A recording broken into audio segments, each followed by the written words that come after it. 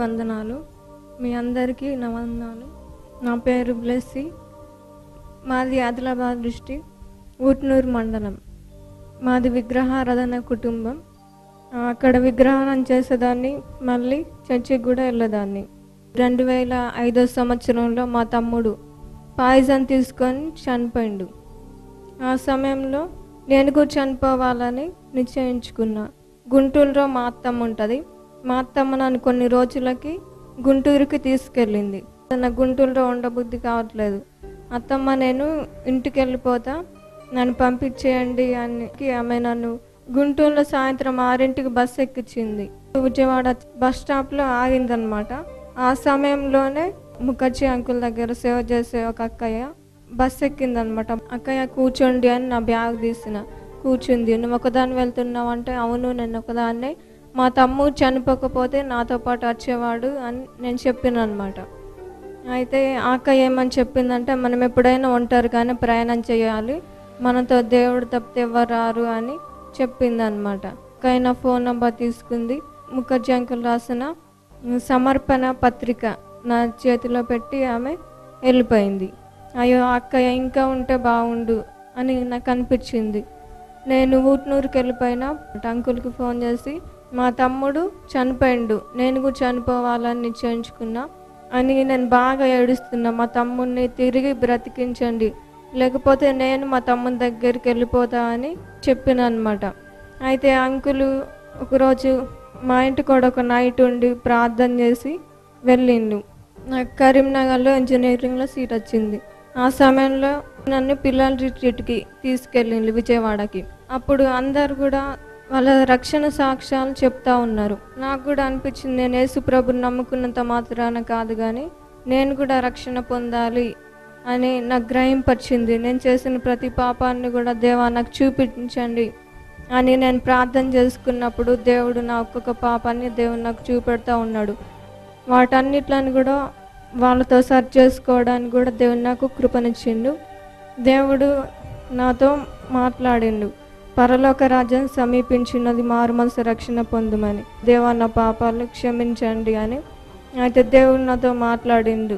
కుమారి నీ పాపంలో క్షమించబడి ఉన్నవి, తిరిగి పాపం చేయకు అని దేవుడు దర్శనం ద్వారా చెప్పిండు. నీ పాపముల చేత నీవు విసికించితివి, నీ దోషం చేత నీవు నన్ను ఆయాసపరిచితివి.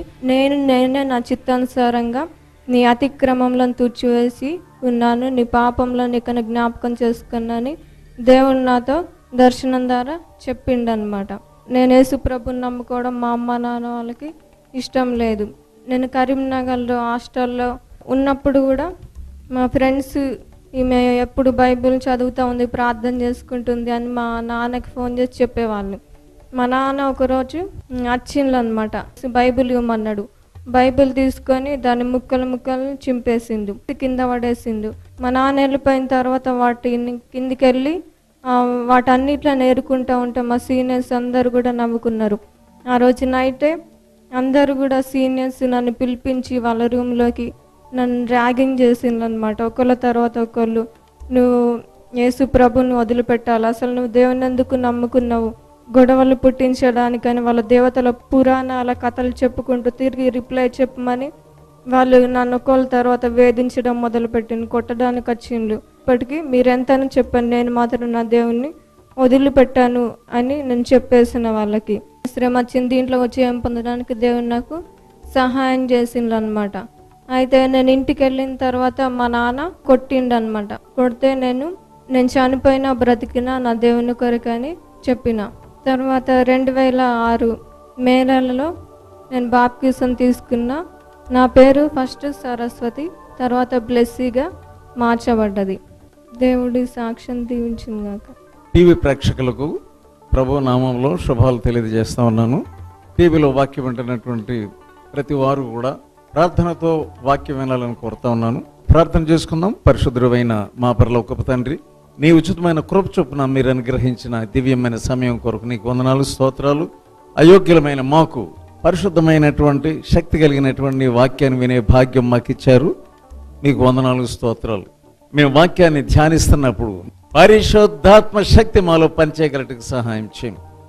ప్రతి విధమైనటువంటి సాతాను తంత్రములను బంధించి వాక్యాన్ని అర్థం చేసుకునే హృదయాన్ని, దాన్ని అన్వయించుకొని మా బ్రతుకులు మార్చుకొనగలట కృప చూపించండి. యేసు అతి పరిశుద్ధ నామమున వేడుకొనుచున్నాము తండ్రి, ఆమేన్. ఆయన నిన్ను పైకి లేవనెత్తగలడు. నువ్వు ఏ సమస్యలో ఉన్నా ఆ సమస్యల నుంచి నేను విడుదల చేయగలడు. ఆయన యొక్క శక్తి నీ రోగముల నుంచి కూడా నిన్ను విడుదల చేయగలడు. యేసు ప్రభు గురించి ఏముందంటే, ఆయన నలిగిన రెల్లును విరుచువాడు కాదు అని. గడ్డి రెల్లు అంటే మనకు తెలుసు, జమ్ము అనుకోండి, లేకుంటే పొడవాంటి గడ్డి అనుకోండి. దానిని ఆయన విరిచేటటువంటి దేవుడు కాదు. ఫలానాది మనకు పనిచేయదు అని విరిచేస్తాము, దాన్ని వదిలిపెట్టేస్తాము. అది ఎందుకు విరగబడుతుంది? అది ఏదైనా ఒక జంతువు ఆ గట్టు మీద ఉన్నటువంటి ఆ జమ్మును రెల్లును చూసుకోకుండా గబగబా దిగిపోద్ది. అప్పుడు రెల్లు లేకుండా జమ్ము అదేమవుతుందంటే ఏదో కొంత పైకి వచ్చినట్టు ఉంటుంది, కానీ జీవం ఉంటుంది, కానీ అది పని జరగదు. చాలామంది ఎలాగ ఉంటా ఉన్నారు, జీవం ఉంది నీలో, కానీ దేనికి పని చేయవు, ఎవరికేం పని చేయవు, నీ కుటుంబానికి కూడా నువ్వు పని చేయవు అనే పరిస్థితులు ఉంటున్నారు.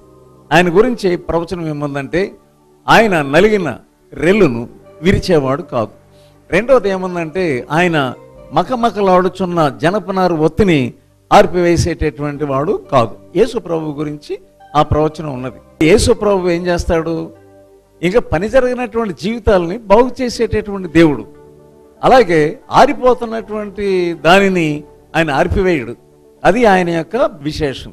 మరి యొక్క ప్రవచనం ఉన్నది. 61వ అధ్యాయం యెషయా గ్రంథము 1వ వచనములో మనం చూసినట్లయితే, ప్రభువుకు యెహోవా ఆత్మ నా మీదకు వచ్చి ఉన్నది, దీనులకు సువార్త ప్రకటించాలి. నలిగిన హృదయము గల హృదయములను ఆయన దృఢపరిచేటటువంటి దేవుడుగా ఉన్నాడు. అనేక మంది నలిగిపోయి ఉన్నారు, ఏం చేయాలో తెలియదు, వంగిపోయి ఉన్నారు, చచ్చిపోతే బాగుండు అనుకుంటున్నారు. యేసులో విమోచన ఉన్నది, గొప్ప విరుగుడున్నది. చెరలోనున్న వారికి విడుదలను, అది విడుదల ఇస్తుంది. ఒకవేళ కొంతమంది మామూలుగా కూడా చెరలో ఉండవచ్చు, కానీ సైతాన్ని పెట్టినటువంటి చెరలో ఉన్నారు. చిన్న మనలో పాపం దొరికినప్పుడు వాడు ఏం చేస్తాడంటే పూర్తిగా కబళించేతలు వాడేస్తాడంతే. ఒక అంగుళం వాడికి లొంగితే పూర్తిగా మనల్ని లొంగించేసుకుంటాడు. సాతాను యొక్క చెరలో ఉన్నారు కొంతమంది, ఎన్నెన్నో బాధలతో, నొప్పులతో, రకరకములుగా భార్యలు ఏమి చేయలేకపోతా ఉన్నారు. కొంతమంది కొట్టేస్తూ ఉంటారు, కొంతమంది త్రాగుడులో ఉన్నారు. ఇలాగా చెరలో ఉండి జీవితాలు పాడు చేసుకుంటూ ఉన్నారు. వారికి విడుదల ఇస్తాడట. యేసు ప్రభు రాగానే 2000 దయ్యములు పట్టినటువంటి వాడు విడుదల పొందినట్లుగా మనం చూస్తున్నాం. 2000 దయ్యాలు ఆ యవనస్తుని పట్టుకొని పీడిస్తూ ఉన్నాయి. అతను చివరకు ఆ సముద్రంలో పడేసి చంపేద్దాం అనుకుంటున్నాయి. మరి అట్లాగా అపవిత్రాత్మలతో బంధించబడినటువంటి వారు ఎంతోమంది, ఏమీ ఆశ లేకుండా, విరుగుడు లేదేమో, ఇలాగే మేము చచ్చిపోవలేమో, 12 సంవత్సరాల నుంచి రక్తస్రావం వ్యాధితో బాధపడుతున్నటువంటి ఆ స్త్రీ అకస్మాత్తుగా యేసు ప్రభు యొక్క వస్త్రపు చెంగును ముట్టగానే ఆమె విడుదల పొందినట్లుగా మనం చూస్తున్నాం. అలాగే ఆయన ఒకరోజు విశ్రాంతి దినమున సమాజ మందిరంలో వాక్యాన్ని బోధిస్తా ఉన్నాడు. అక్కడ ఒక స్త్రీని ఆయన అకస్మాత్తుగా చూశాడట. ఆమె బాగా నడుము వంగిపోయి ఎంత మాత్రమును కూడా పైకి స్ట్రైట్గా నిలబడలేని పరిస్థితిలో ఆమెను చూశాడు. ఆమె ఎక్కడో అందరిలాగా ఆ వేదిక దగ్గరికి రాలేదు, లేకుంటే పెద్ద పెద్ద వాళ్ళు కూర్చునే సీట్లలో ఆమె కూర్చోలేదు, కానీ దూరాన్న ఎక్కడో ఉన్నది ఆమె. కానీ ఎంత దూరాన్ని ఉన్నా కానీ ఆయన దృష్టి ఆమె మీద ప్రసరించింది. సోదరుడా, నువ్వెంత దూరంగా ఉన్నా, అయ్యో నేను దగ్గరికి వెళ్ళలేనేమో, ఈ గొప్ప వాళ్ళతో నేను కూర్చోలేను కదా, నాకేం పెద్ద హోదా ఉంది అని నువ్వు అనుకుంటున్నావేమో, కానీ నిన్ను ఆయన దృష్టిస్తున్నాడు. ఈరోజు నీ వాక్యం వింటున్నప్పుడు ఆయన నిన్ను చూస్తున్నాడు. యేసు ఏం చేశాడంటే ఆమెను చూసినట్లుగా మనం చూస్తున్నాం. అంత దూరం నుంచి వేదిక మీద ఉన్నటువంటి రక్షకుడైనటువంటి యేసు వాక్యం చెప్తా ఆమెను చూసినట్లుగా మనం చూస్తున్నాం. ఆమె బంధించబడినటువంటి స్త్రీ. నీవు సహోదరుడా ఎప్పటి నుంచో వాక్యం వింటున్నావేమో, ఎప్పటి నుంచో నువ్వు చర్చికి వెళ్తున్నావేమో, అసలు ఆ చర్చిలో నీకు మెయిన్ పాత్ర ఏదైనా ఉన్నదేమో, ఒక సెక్రటరీవేమో, ఒక ప్రెసిడెంట్వేమో, ఒక సంఘ పెద్దవేమో. అయినప్పటికీ సోదరుడా, నీవు బంధించబడినటువంటి వాడు, నీవు నడు వంగిపోయినటువంటి వాడు వలె ఉన్నావు. ఈరోజు నువ్వు వాక్యం వింటున్నావు, చాలా దర్జాగా హుందాగా నువ్వు చర్చకు వచ్చి ఉంటావేమో. అందరూ నిన్ను చర్చ అయిపోగానే సెకండ్ ఇచ్చి హలో సార్ అని అంటున్నారేమో, నువ్వు ఒక హోదాలో ఉన్నావేమో, కానీ నీ ఆత్మీయంగా నడుము ఓగిపోయినటువంటి స్థితిలో నీవు ఉన్నావు. విజయవాడలో నాకు ఒక స్నేహితుడు ఉండేవాడు, చాలా పెద్ద హోదా కలిగినటువంటి వాడు. ఒకసారి అతని దగ్గరికి వెళ్ళాను, నా ఎదురుగుండా సిగరెట్ పైకి తీశాడు, కాల్చబోతే నేను చెప్పాను, మా సిగరెట్ కాల్చేటటువంటి ఈ అలవాటు నీకెందుకు? నీకు తెలుసు కదా నేను ఇంతకుముందు ఎటువంటి వాడినో. హైదరాబాద్లో ఉన్నప్పుడు త్రాగుడు, సిగరెట్, నిన్ను కూడా యేసయ్య విడుదల చేస్తాడు అంటే అతను హోదా అతనికి అడ్డొచ్చేసింది అంతే. ఒకరిచి నేను ఒకేసారి పెట్టి నేను తెప్పించుకోవట్లేదు, చూసావు కదా. ఆ ప్యూర్ని పిలిపించి ఒక సిగరెట్ తెప్పించుకున్నాడు. అతడు సైతానుడు ఎలా బంధించాడంటే ఆ సగం నడువు వంగిపోయినట్లుగా ఉన్నాడు అంతే. ఒక సిగరెట్తో కొంచెం వంగి ఉన్నాడు అంతే. సిగరెట్ అనేది ఎంత ఉంటుంది, అది మనిషిని వంచవతలు పడేస్తుంది అంతే. అలాగే అతడు, నేనేం చెప్పానంటే నెక్స్ట్ టైం నేను వచ్చేటప్పటికి నువ్వు ఉండవేమో, ఆఖరిగా నేను హెచ్చరిస్తున్నాను, దేవునికి నీ హృదయమే ఆయన చూసుకుంటాడు, ఎందుకు నువ్వు కంగారు పడతావు అని నేను చెప్తే అతడు మామూలుగానే ఉన్నాడు. కానీ ఏం పెద్దంత రెస్పాన్స్. నెక్స్ట్ టైం నేను వచ్చేటప్పటికి ఏం విన్నానంటే ఆయన లేరు కదండి అన్నారు. అకస్మాత్తుగా అతని హార్ట్ అటాక్ వచ్చింది, అతను మరలా లేవలేకపోయినాడు, అతడు విడుదల పొందలేకపోయినాడు. సోదరుడా, నీవు ఈ వాక్యం వింటున్నావు, ఒకవేళ నీవు అలా ఉన్నావేమో. మనం చదివినటువంటి వాక్య భాగంలో ఈ స్త్రీ, వంగిపోయినటువంటి స్త్రీ 18 సంవత్సరాల నుంచి దయ్యం పట్టి ఉన్నదంట. అనేక మంది దయ్యములు పట్టినటువంటి వారు, వారికి సరైనటువంటి ఆత్మీయమైన వెన్నెముక లేదు. ఉంటారు, బాగానే ఉంటున్నారు, బైబిల్ చదువుతారు, కుటుంబారాధన చేస్తారు, చర్చికి వెళ్తారు, చందాలు ఇస్తారు, కానీ దేంట్లోనూ నీవు వంకరతనంలో ఉన్నావు. ఇక్కడ 18 సంవత్సరముల నుంచి పట్టినటువంటి ఆ దయ్యము ఎందుకు పట్టి ఉంటుంది? చాలా మంది దయ్యాల దగ్గరికి వెళ్తారు, వెళ్ళకూడని స్థలానికి వెళ్తారు. మరి అక్కడ వెళ్ళినప్పుడు సాతాను తప్పకుండా వాళ్ళని పట్టేస్తున్నాడు అంతే. పట్టేసిన సాతానుడు వదిలిపెట్టట్లేదు. యేసు ఎందుకు వచ్చాడంటే ఇలాగా సాతాను ద్వారా బంధించబడినటువంటి వారిని విడుదల చేయటానికే యేసు ఈ లోకానికి వచ్చాడు. యేసు రక్తంలో గొప్ప శక్తి ఉన్నది, యేసు నామములో గొప్ప శక్తి ఉన్నది, యేసు యొక్క వాక్యంలోనే శక్తి ఉన్నది. ఇర్మియా గ్రంథం 10వ అధ్యాయం 1-2 వచనాల్లో మనం ఏం చూస్తున్నామంటే, ఇశ్రాయేలీయులతో, దేవుని బిడ్డలతో యెహోవా ఏమని సెలవిస్తున్నాడంటే అన్య జనుల ఆచారములను అభ్యసింపకుడి అని ఉంది. ఎంతోమంది అన్య జనుల ఆచారములను వెంబడిస్తారు. అనేకమైనటువంటి అన్యాచారంలో ఈ భారతదేశ సాంప్రదాయము అని లొంగిపోతున్నారు అంతే. వాళ్ళే ఉంటారు, వీళ్ళే ఉంటారు, మన పెద్ద మనుషులు ఏమంటారు. మరి ఇవన్నీ నువ్వు చేస్తూ నీవు అన్యాచారం నుంచి ఎలా నువ్వు విడుదల పొందినట్లు ద్వితీయోపదేశకాండము 18వ అధ్యాయంలో 11వ వచనం మనం చూద్దాం. కర్ణ పిశాచి అడుగువారినైనను, దయ్యముల యొద్ద విచారణ చేయువారినైనను, దయ్యముల యొద్ద విచారణ చేయువారినైనను మీ మధ్య ఉండనీయకూడదు. మీ మధ్య ఉండనీయకూడదు అంతే. వాళ్ళని అసలు ఉండనివ్వకూడదు. వాళ్ళు వస్తుండటని వాళ్ళని పిలుస్తున్నావు, జ్యోతిష్కుల దగ్గరికి వెళ్ళి నీవు చేయి చూపించుకుంటున్నావు, నువ్వు క్రైస్తవుడు అనిపించుకుంటున్నావు, ఏమాత్రం కూడా నీకు భయం లేదు, దేవుని వాక్యం నీకు తెలియదు. సోదరుడా, నువ్వు ఎలాగా క్రైస్తత్వంలో కొనసాగుతున్నావు? ఏదో రీతిగా ఎవరికి తెలియకుండా నువ్వు ఇంకను ఈ దయ్యాల దగ్గర విచారణ చేయడానికి వెళ్తే నువ్వు ఎక్కడ బాగుపడకపోతే ఏం చేస్తున్నామంటే ఈ మాంత్రికుల దగ్గరికి ఏదో తోడు కట్టించుకుంటున్నావు. వాడు నీవేదో ఒక చిన్న దయ్యాన్ని నీవు పోగొట్టుకోవడానికి వాడు పెద్ద దయ్యాన్ని అంటగడతాడు. అప్పుడు నీకు లేనిపోని కష్టాలు, లేనిపోని అనేకమైనటువంటి శ్రమలు నీకు సంభవిస్తున్నట్లుగా మనం చూస్తూ ఉన్నాం. నువ్వు వాక్యం వింటున్నావు కానీ ఏం మాత్రం కూడా వాక్యం నీకు అర్థం కావడం లేదు. అపోస్తుల కార్యములు 28, 26, 27 వచనాల్లో మనం ఏముందో చూద్దాం. మీరు వినుట మట్టుకు విందురు గాని, వినుట మట్టుకు విందురు గాని గ్రహింపనే గ్రహింపరు. వాక్యం నీకు అర్థం కావట్లేదు. నిజంగా నువ్వు గ్రహిస్తే తప్పకుండా వాక్యం అర్థం అవుతుంది. చూచుట మట్టుకు చూతురు గాని, చూచుట మట్టుకు చూచుతురు గాని కానరే కానరని ఈ ప్రజల యొద్దకు వెళ్లి చెప్పుము. ఈ ప్రజలు కన్నులారా చూచి, కనులారా చూచి, చెవులారా విని, చెవులారా విని, మనసారా గ్రహించి, మనసారా గ్రహించి, నా వైపు తిరిగి, నా వైపుకు తిరిగి, నా వలన స్వస్థత పొందుకుంటున్నట్లు, నా వలన స్వస్థత పొందుకున్నట్లు వారి హృదయము క్రొవ్వి ఉన్నది. హృదయం కఠినమైపోయింది. అంటే నీ హృదయం కఠినంగా ఉంది. వారి చెవులతో మందముగా విని, ఆ చెవులు మందంగా ఉన్నాయి అంతే. కన్నులు మూసుకొని ఉన్నారు. నీ ఆత్మీయ నేత్రములు మూయబడి ఉన్నవి. సహోదరుడా, నువ్వెంత వాక్యం విన్నా ఫలితాలు లేవు. ఎలా ఉన్నావో అలా ఉన్నావు. బీ కేర్ఫుల్ ఏమనుకుంటున్నావు? నిష్టానుసారంగా యేసు ప్రభువుని నువ్వు వెంబడించాలనుకుంటున్నావు. ఈ స్త్రీ 18 సంవత్సరాల నుంచి కూడా ఆమె దయ్యములతో పట్టుబడ ఎక్కడ విడుదల లేనటువంటి పరిస్థితిలో ఉంది. యేసు ఆమెను చూచి ఆమెను చూచి రమ్మని పిలిచి అది పిలిచాడు. సోదరుడా, ఈ రోజున ఆయన నిన్ను చూస్తున్నాడు, నీ హృదయాన్ని చూస్తున్నాడు. ఆయన వైపుగా నిన్ను రమ్మని పిలుస్తున్నాడు. నీవు దీనుడివై వెళ్ళ, నాకు అన్నీ తెలుసు అని ప్రగల్భాలు పలుక్కుంటా నువ్వేదో చర్చ్ యాక్టివిటీస్ లో పాల్పొందుతున్నంత ప్రయోజనం లేదు. దీనుడిగా ఉన్నది ఉన్నట్లుగా, నిజమే నేను బంధించబడినటువంటి వాడను, నేను బంధించబడిన దానను. అనేక మంది సమాజానికి బంధించబడిపోయారంతే.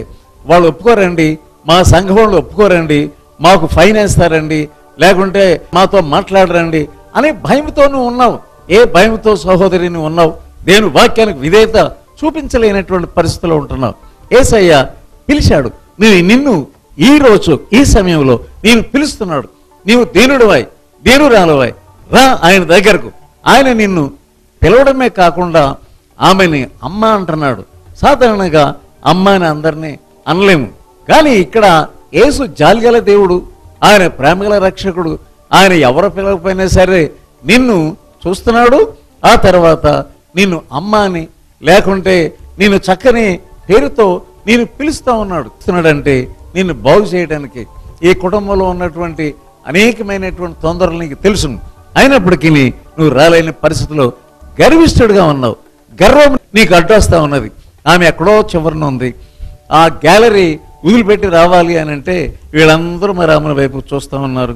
ఎంతమంది చూస్తుంటే ఏమో వీళ్ళందరూ కూడా నన్ను ఏం చేస్తారో, నన్ను కొట్టేస్తారేమో, ఆయన పిలిస్తే నువ్వు వెళ్ళిపోవడమేనా అని ఏమన్నా బంధకాలు పెడతారేమో అని మనకు భయం రావచ్చు. కానీ భయంతో నువ్వు యేసు ప్రభువుని వెంబడించలేవు. ఆయన దగ్గరికి వచ్చినప్పుడు నీకు ధైర్యం కావాలి. ప్రకటన 21:8 ఏముందంటే, నరకంలోకి వెళ్ళేటటువంటి వారికి లిస్ట్ ఉంది. ఆ లిస్టులో మొదటి జాబితా ఏముందంటే పిరికివారు అని ఉంది. పిరికివారు, ఆ తర్వాతే మిగల వ్యభిచారులు, అసహ్యులు, ఆ మాంత్రికులు, వీళ్ళందరూ కూడా నరకంలోకి వెళ్తారు. కానీ నువ్వు ఇలాగా పిరికితనంతో, బాబోయ్ మా నాయన ఏమంటాడు, బాబోయ్ నా హస్బెండ్ ఏమంటాడు, బాబోయ్ నా సంఘం ఏమంటది అని నీవు అనుకుంటే నువ్వు ఏమాత్రం కూడా ఆయనను వెంబడించలేవు. ఆయన నీకు ఆశీర్వాదాలు దాచిపెట్టాడు. ఆ తర్వాత మనం ఏం చూస్తున్నామంటే ఆమెను పిలిచి అమ్మ అని చెప్పి ఆయన తన చేతులను, ఆ ప్రేమగల హస్తాలని ఆమె మీద ఉంచాడట. చూసారా, ఆయన నేను ఎందుకు పిలుస్తున్నాడు? తన హస్తాలని నీ మీద పెట్టడానికి ఆయన నిన్ను పిలుస్తున్నాడు. ఆయన శక్తి కలిగినటువంటి హస్తములు, ఆయన ఈ లోకాన్ని, ఆ హస్తము నీ మీద పడబోతా ఉన్నది. జాలిగానే ఆయన నిన్ను పిలుస్తున్నాడు. నిన్ను ఆయన పిలవడానికి ఎంతో అర్థం ఉంది. నీవు రా అంతే. నీకు విశ్వాసం సరిపోవట్లేదు, ఆమెకు విశ్వాసం ఉంది అంతే. ఈయన పిలిచాడు, నేను వెళ్ళాలి. అందరూ చూస్తున్నారు, రమ్మని పిలవగానే పబ్లిక్ డెమాన్స్ట్రేషన్ ఇది. అనేక మంది చూస్తున్నప్పుడు ఆయన ధైర్యంగా ఆమెను పిలిచినట్టుగా చూస్తున్నాం. అమ్మా అని అంటే ఇవన్నీ కూడా చూస్తున్నారు. అందరూ వెనక్కి తిరిగి చూస్తున్నారు. ఆమె నడుచుకుంటా వస్తా ఉన్నది. ఎంత చక్కని దృశ్యాన్ని మనం చూస్తా ఉన్నాం. అందరి మధ్య నడుస్తూ ఉంది ఆమె. ఆమెకి ఎంత ధైర్యం! వీళ్ళందరూ నన్ను ఏమనేస్తారు అనేటువంటి భయం లేకుండా చక్కగా అడుగు తర్వాత అడుగు వంగోనే స్థితిలోనే ఎలాగున్నదో అలాగే వచ్చేసింది అంతే. స్ట్రైట్గా నడవలేదు. నువ్వు ఎలా ఉన్నావు అలా రావాలి, కానీ నేను స్ట్రైట్గా నడిచినట్టుగా నటన చేస్తే కింద పడతావు, జాగ్రత్త. నీవు వంగిపోయిన స్థితిలో ఉన్నవాడు వంగిపోయిన స్థితిలోనే ఉండాలి. నువ్వు బాగానే ఉన్నానని నటించుకో. నువ్వు బాగానే ఉన్నానని నటిస్తున్నావు కనుక ఏ మేలు నువ్వు పొందలేకపోతున్నావు.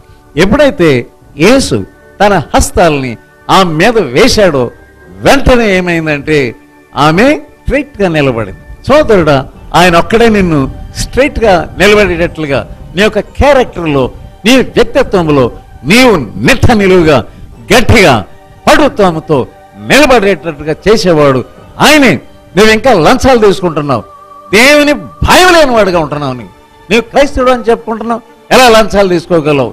నీవు నడువు వంగిపోయిన వాడిలా ఉంటున్నావు, కానీ బయటకు ఏమీ తెలియని వాడుగా ఉంటున్నావు. గొప్ప అపాయం నీకు రాబోతా ఉన్నది.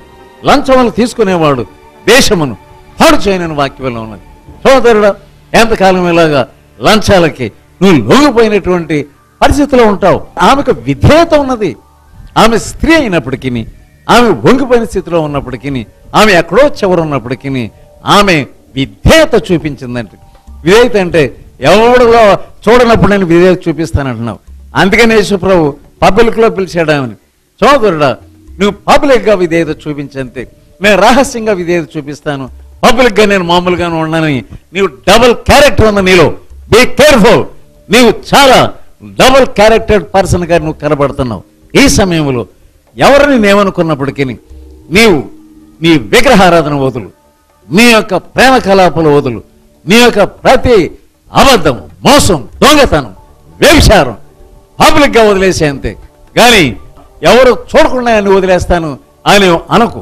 పబ్లిక్ డెమాన్స్ట్రేషన్ అందరిలోనూ ఆమె నడుచుకుంటూ వచ్చిన తర్వాత ఆమె చూపించినటువంటి విధేయత ఆమెకు ఆశీర్వాదాన్ని తీసుకొచ్చింది. నువ్వు విధేయత చూపించవా, నీకు ఆశీర్వాదం లేదు. ఒక ఆయన పాలిటెక్నిక్ స్టూడెంట్ ఉన్నాడు, అతనికి లంగ్స్లో ఒక రంధ్రం పడింది. అతని దగ్గర డబ్బు ఉంది, పక్కవాడికి డబ్బు కావాలంటే ఇచ్చాడు. కానీ అతడు వేసుకుంటున్నటువంటి కోటు దగ్గర పెట్టుకున్నాడు. కానీ వాక్యం వింటున్నాడు. వాక్యం వింటున్నప్పుడు అతనికి అర్థమైంది, డబ్బు ఇవ్వడం మంచిదే, కానీ డబ్బు ఇచ్చినందుకు నేను ఆ కోటు నా దగ్గర పెట్టుకోవడం తప్పు అనే సంగతి వాక్యం వింటున్నప్పుడు అర్థమైంది. యెహెజ్కేలు గ్రంథము 33వ అధ్యాయం చూద్దాం.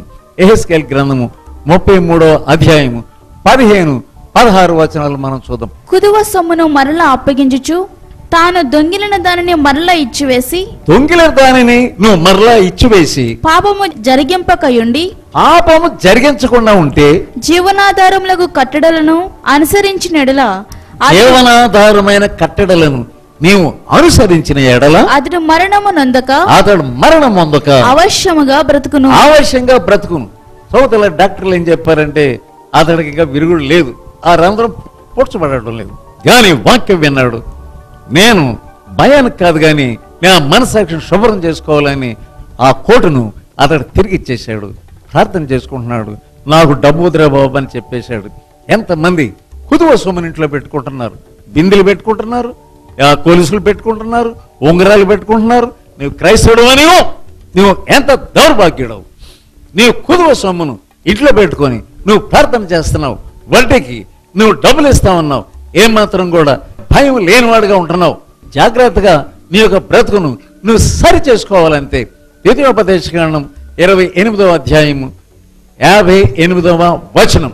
నీవు జాగ్రత్త పడి ఈ గ్రంథములో వ్రాయబడిన ఈ ధర్మశాస్త్ర వాక్యములన్నిటినీ అనుసరించి, ఈ ధర్మశాస్త్ర వాక్యములన్నిటిని అనుసరించి గైకొనుచు నీ దేవుడని యెహోవా అను ఆ మహిమగల భీకరమైన నామమునకు భయపడని ఎడల. అది యెహోవా నామం భీకరమైన నామం, గుర్తుంచుకో. ఆయన నామం భీకరమైనది. ఆ భీకరమైన నామానికి నీవు భయపడాలంతే. ఒకవేళ నువ్వు భయపడకపోతే యెహోవా నీకును నీ సంతతికిని ఆశ్చర్యమైన తెగుళ్లను కలుగు చేయును. భయంకరమైన తెగుళ్లను కలుగు చేయును. చాలా మంది బాధపడుతున్నారు. ఏమిటి తెగుళ్ళు? మా కుటుంబానికి పట్టుకున్నటువంటి తెగులేంటి, ఎందుకు ఇవి వదిలిపెట్టట్లేదు అని నువ్వు అనుకుంటున్నావు. నువ్వు జాగ్రత్త సహోదరుడా, ఎందుకు చెడ్డ రోగములను పట్టుకున్నవి? దేవుడు నిన్ను ఆశీర్వదించాలని కోరుతా ఉన్నాడు. ఈ రోగముల నుంచి నిన్ను విడుదల చేయాలనుకుంటున్నాడు. ఈ అభద్రాత్మల నుంచి నిన్ను విడుదల చేయాలనుకుంటున్నాడు.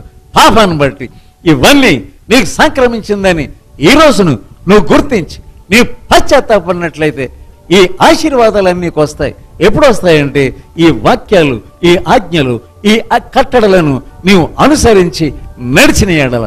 ఎప్పుడైతే నీ పాపాలు ఒప్పుకుంటావో, ఎక్కడ అపవిత్రమైన కార్యములు జరిగించావో నీవు ఒప్పుకుంటే తప్పకుండా దేవుడు నీకు విడుదల చేస్తాడు. సామెతల గ్రంథము 28వ అధ్యాయం 13వ వచనం. అతిక్రమములను దాచిపెట్టువాడు వర్ధిల్లడు, వాటిని ఒప్పుకొని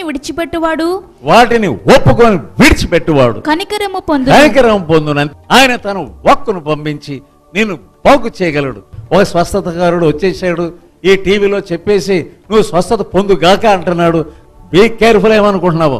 నీవు చేసే పాపాలు ఒప్పుకోకుండా నీ ఇష్టానుసారంగా ఈ టీవీ ప్రసంగికులకి నీవు ఫోన్ చేసేసి నన్ను బాగు చేసేయండి, ఈ స్వస్థత నీకు వచ్చేసిందని చెప్పేస్తే నమ్మేస్తున్నావు.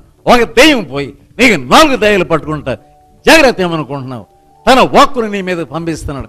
ఆ వాక్కు ద్వారా ఆయన నిన్ను స్వస్థపరచగలడు. 107వ కీర్తన 20వ వచనం.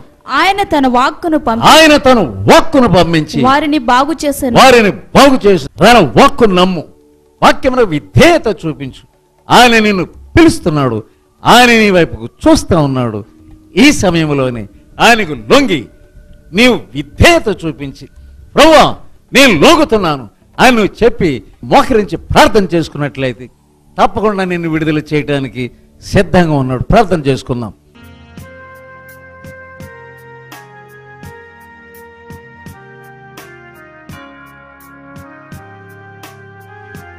పరిశుద్ధుడు అయిన మా పరలోకపు తండ్రి, ఈ సమయంలో వీరు విన్నటువంటి వాక్యం వారి అంతరంగంలో పనిచేయగలిగినట్లుగా గ్రహించు. వారు ఏ బంధకములో ఉన్నారు, ఏ శాపం క్రింద ఉన్నారు, ఏ రోగముతో నలిగిపోతున్నారు, ఈ సమయం మందు వారిని విడుదల చేసి వారి జీవితం ద్వారా నీ నామాన్ని మహింపరచుకునమని యేసు అతి పరిశుద్ధ నామమందు వేడుకొనుచున్నాను తండ్రి. ఆమేన్. మన తండ్రి అయిన దేవుని యొక్క ప్రేమ, క్రీస్తు ప్రభు వారి యొక్క కృప, పరిశుద్ధాత్మని యొక్క శక్తి నిన్ను తాకి నీ రోగము నుంచి, నీ యొక్క అపవిత్రత నుంచి నిన్ను విడుదల చేసి ఆయన నామానికి నీ జీవితం ద్వారా మహిమ తెచ్చుకొనును గాక. ఆమేన్. ఓపికతో ఫలించు అనే పుస్తకాన్ని చదివి అనేకులు మేలు పొందుచున్నారు. ఇది ప్రతి ఒక్కరూ తప్పక చదవలసిన పుస్తకం. ఈ పుస్తకాన్ని చదువుతున్నప్పుడే పరిశుద్ధాత్మ శక్తి బలంగా మీపై పనిచేస్తుంది. ఈ ఆధ్యాత్మిక పుస్తకము కొరకై వెంటనే మమ్మలను సంప్రదించండి. సమర్పణ పత్రిక. ఈ పత్రిక మిమ్మల్ని సూక్ష్మంగా పరిశీలించి దైవ వాక్యాన్ని అందించి మీ జీవితాల్లో విశ్వాసము యొక్క అవసరతను తెలియచేస్తుంది. ఈ పత్రిక చదివిన కొందరు రక్షణ పొందడమే కాక దైవ సేవలో కూడా పాల్పొందుతున్నారు. మరెన్నో ఆధ్యాత్మిక పుస్తకములు మీ కొరకు సిద్ధముగా ఉన్నవి. ఓపికతో ఫలించు అనే పుస్తకాన్ని చదివి అనేకులు మేలు పొందుచున్నారు.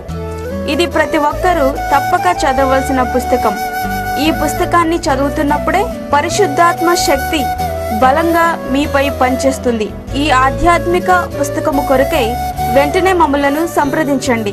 సమర్పణ పత్రిక. ఈ పత్రిక మిమ్మల్ని సూక్ష్మంగా పరిశీలించి దైవ వాక్యాన్ని అందించి మీ జీవితాల్లో విశ్వాసము యొక్క అవసరతను తెలియచేస్తుంది. ఈ పత్రిక చదివిన కొందరు రక్షణ పొందడమే కాక దైవ సేవలో కూడా పాల్పొందుతున్నారు. మరెన్నో ఆధ్యాత్మిక పుస్తకములు మీ కొరకు సిద్ధముగా ఉన్నవి. మా చిరునామా బి ముఖర్జీ 36-8-3A వుడ్పేట్ నియర్ RCM చర్చ్, మొగల్రాజ్పురం, విజయవాడ 10. మా ఫోన్ నంబర్స్ 9553041655, 9390108373, 086624899991.